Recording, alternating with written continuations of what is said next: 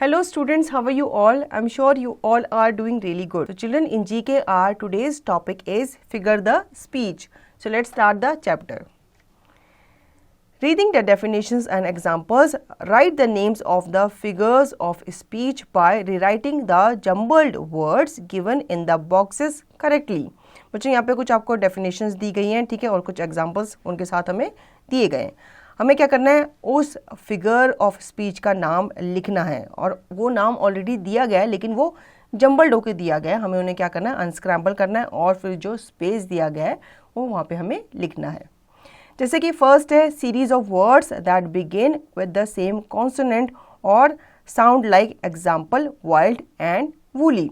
कुछ ऐसे series of words होते हैं जो कि एक ही कॉन्सोनेंट से स्टार्ट होते हैं या एक ही तरह के साउंड से वो स्टार्ट होते हैं, ठीक है. जैसे यहाँ पे आपको वाइल्ड वूली दिया गया है. इन्हें हम क्या कहते हैं, इन्हें हम एलिटरेशन कहते हैं. सेकेंड, कॉम्बिनेशन ऑफ अपोजिंग और contrasting ideas. Example, one small step for a man, one giant leap for all mankind. ये क्या होता है बच्चों, ये एक तरह के अपोजिंग या फिर कॉन्ट्रास्टिंग आइडियाज जो होते हैं वो उनका कॉम्बिनेशन होता है, ठीक है.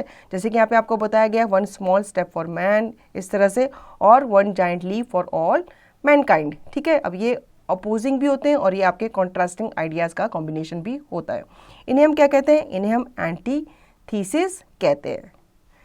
Third, arrangement of words in order of increasing importance. Example, there are three things that will endure: faith, hope and love, but the greatest of these is love. अब कुछ ऐसे वर्ड के अरेंजमेंट जो कि उनको इस तरह से अरेंज किया जाता है ताकि वो उनके इम्पोर्टेंस को क्या कर सके, इंक्रीज कर सके. जैसे यहाँ पे आपको एग्जाम्पल के तौर पे भी बताया गया है. इन्हें हम क्या कहते हैं, इन्हें हम क्लाइमेक्स कहते हैं. Fourth, omission of words. Example, John that way, Rohan there. अब यहाँ पे कुछ वर्ड्स को हम क्या कर देते हैं, ओमिट कर देते हैं, उन्हें हम हटा देते हैं, ठीक है. जैसे यहाँ पे बताया गया John that way, Rohan there, ठीक है. मतलब इनमें कम हेयर हमने हटा दिया या गो देयर इस तरह से हटा दिया, बस उनको हमने गाइड कर रहे हैं कि दैट वे जाओ या फिर इधर की तरफ को आओ, ठीक है.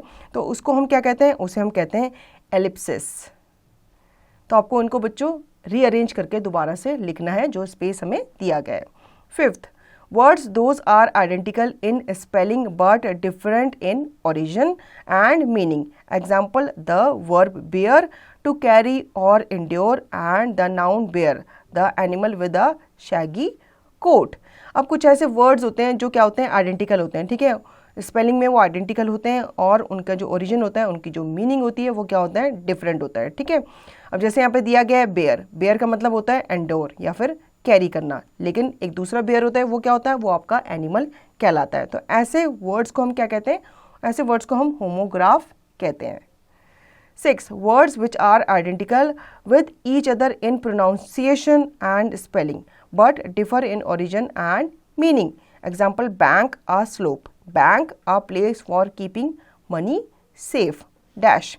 अब कुछ वर्ड्स ऐसे होते हैं जो आइडेंटिकल होते हैं एक दूसरे से, मतलब उनको जब आप प्रोनाउंस करते हो या जब उनको सुनते हो तो वो एक जैसे ही साउंड करते हैं, लेकिन उनकी जो स्पेलिंग होती है वो क्या होती है, सेम ही होती है, लेकिन उनके ओरिजिन जो होते हैं या उनका मीनिंग जो होता है वो क्या होता है, डिफरेंट होता है. अब जैसे यहाँ पे बैंक दिया है, बैंक जो होता है आपका स्लोप भी होता है और बैंक का मतलब क्या होता है, जहाँ पे आप अपनी मनी को क्या रखते हो, सेफ रखते हो.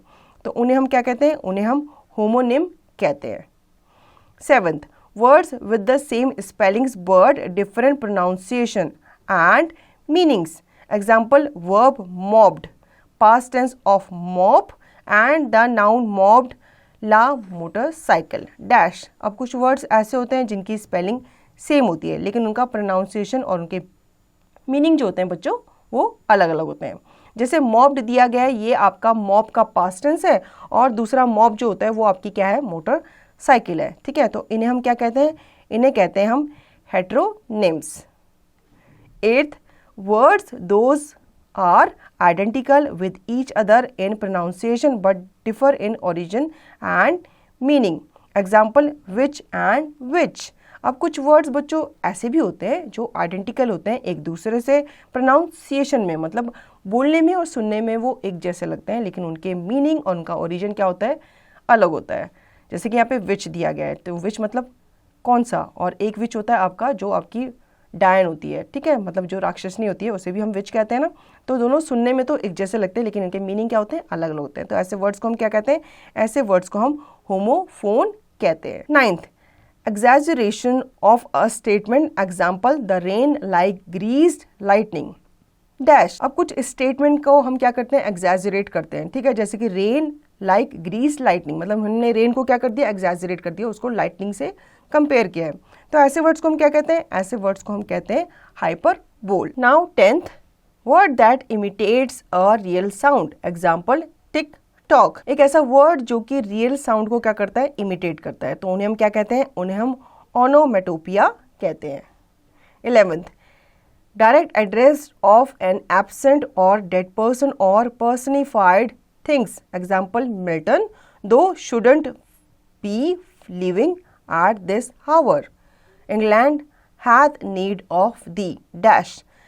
एक ऐसा वर्ड जो कि एड्रेस करता है किसी एब्सेंट और डेड पर्सन को, या फिर वो किसी चीज़ को पर्सनिफाइड करता है, मतलब कोई चीज़ को अगर हमें किसी और का दर्शाना है या बताना है ये उसकी चीज़ है, तो ऐसे वर्ड को हम क्या कहते हैं, उन्हें हम अपोस्ट्रोफे कहते हैं, ठीक है।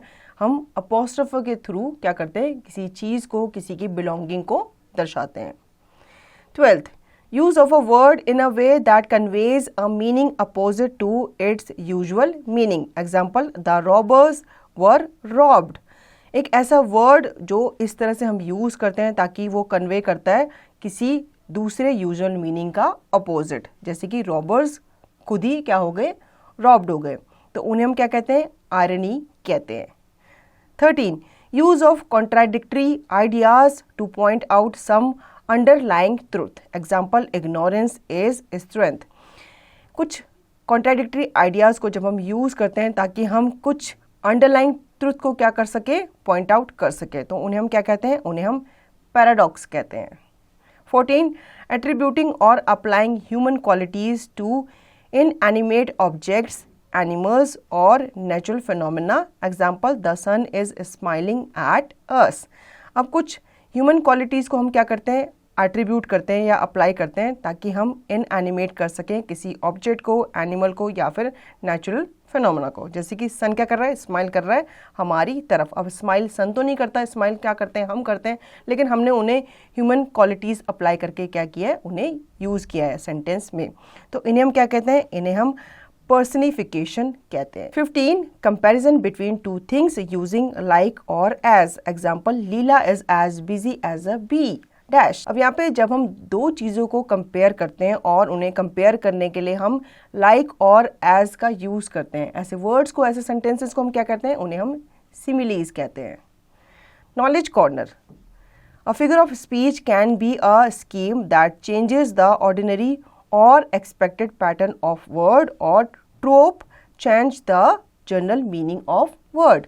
बच्चों, फिगर ऑफ स्पीच जो होती है वो आपकी स्कीम को चेंज कर सकती है, ठीक है, जो कि आपके ऑर्डिनरी या फिर एक्सपेक्टेड पैटर्न ऑफ वर्ड्स को क्या करती है, दिखाती है in general meaning of words. So children, I hope आपको ये चैप्टर अच्छे से समझ में आ गया होगा और इस चैप्टर से आपको काफ़ी नॉलेज भी मिली होगी। अब इसका रिवीजन और इसकी प्रैक्टिस आप खुद से करेंगे।